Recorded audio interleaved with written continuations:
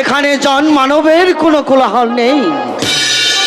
এখানেই বসে আমি আর ওই প্রভুর নাম জপ করব। নারায়ণ নারায়ণ।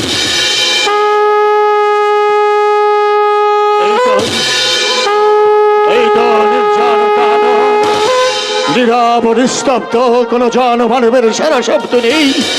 এই নির্জনে আমি আমার নিজের জীবনকে বিসর্জন দেব।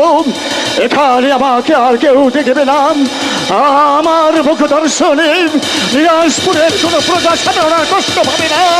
আমাকে হাত করে বলে আর ভিড় দিবে না।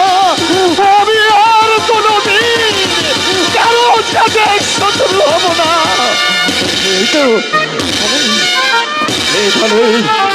আমি আমার জীবনকে বিসর্জন দেব। আমাকে কেউ দেখবে না, কেউ বাধা দিবে না, কেউ আমাকে বলবে না আমাকে যেতে দাও। আমাকে মূর্খ, তুই আমার ধ্যান ভঙ্গ করলি। আমি তোকে দিলাম অভিশাপ, 12 বছর করবি তুই ছেলের চন্ড হাহাকার।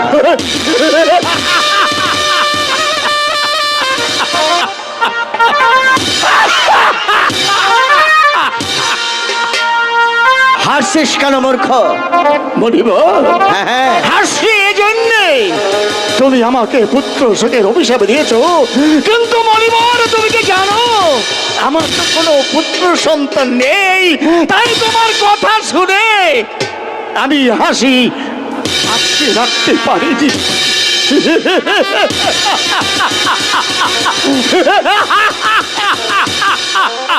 এত হাসিস না মূর্খ, তোর ছেলে হবে। কি বললে?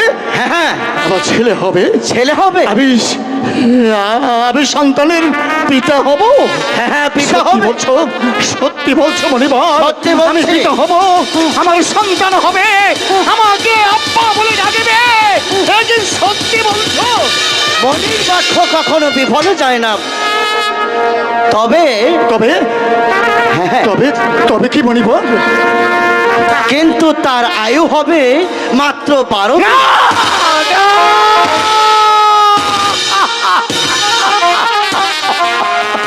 না মনিবর না, তুমি কি বললে? আমি যদি সন্তানের পিতাও হব তবে তার পরমায়ু কেন মাত্র 12 দিন। সেই না আমি সন্তানের পিতা হবে। তুমি তোমার বাক্য ফিরিয়ে দাও মনিবর। মনির বাক্য ফিরবে না রে মূর্খ। ফিরবে না? না না। তাহলে কি এর কোনো পন্থা নেই মনিবর? আমি যাতে আমার সন্তানকে এই মাটির পৃথিবীতে বাঁচিয়ে রাখতে পারি, এর কি কোনো পন্থা নেই? আছে, পন্থা আছে। বলো বলো মনিবর। যদি সেই 12 দিনের শিশুর সঙ্গে ওই 12 বছরের কন্যার বিবাহ দিতে পারিস, এবং কি ওই বিবাহ রাত্রিতেই তাকে দিতে হবে বনবাস। আমার পক্ষে এ কিছুতেই সম্ভব নয়। শুধু আমি কেন মনিবার, এই পৃথিবী এমন কোনো পিতা নেই, এমন কোনো মাতা নেই 12 দিনের নবজাতকের সঙ্গে 12 বছরের যুবতী কন্যার বিবাহ দিবে এবং সেই বিবাহ রাত্রে ওই পুত্র এবং পুত্র বধূকে 12 বছরের জন্য নির্বাস দিতে পারে। তুমি আমাকে ক্ষমা করে দাও, তোমার মুখের বাণী তুমি ফিরিয়ে দাও। ফিরবে না রে মূর্খ, মনির বাক্য ফিরবে না। ফিরবে না। মনির বাক্য পারলে আশীর্বাদ, আশীর্বাদ। না মানলে না মানলে অভিশাপ, অভিশাপ, অভিশাপ, অভিশাপ।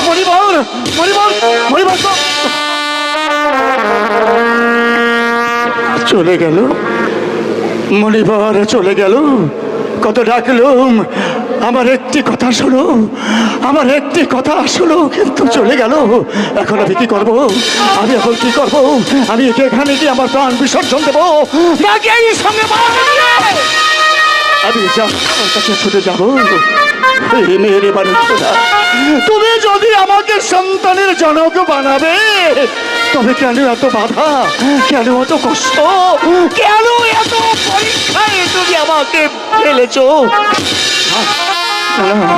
মণিবর যখন বলেছে আমি যাব, আমি জাহানার কাছে যাব, জাহানার কাছে গিয়ে আমি আমার মনের কথাগুলো খুলে বলবো। দেখি যদি মেহের মানে খোলা চালা আমার মুখ পানে তাকায়, আমার মুখ পানে তাকায়।